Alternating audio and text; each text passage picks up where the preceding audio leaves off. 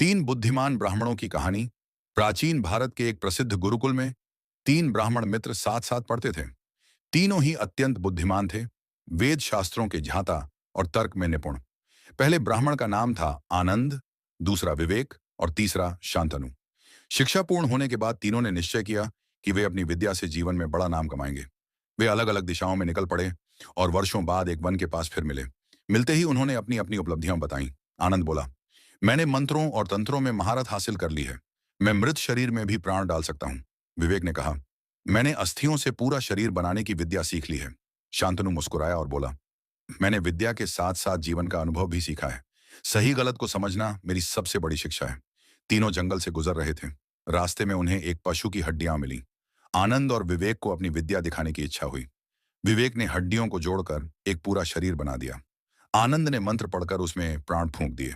शांतनु ने हड्डियां देखकर पहचान लिया कि वे शेर की हैं। उसने तुरंत चेतावनी दी, यह शेर है, जीवित होते ही हमें मार डालेगा। यह विद्या दिखाने का सही समय नहीं है।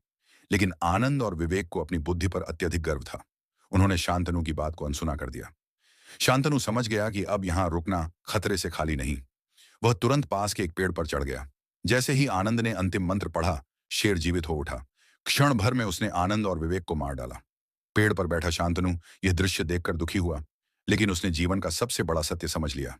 कुछ समय बाद वह गांव लौटा और लोगों से बोला, केवल विद्या ही पर्याप्त नहीं, विवेक और समझ के बिना ज्ञान विनाश का कारण बन जाता है। कहानी की सीख, ज्ञान तभी सार्थक है जब उसमें विवेक और अनुभव जुड़ा हो। अहंकार बुद्धि को अंधा कर देता है।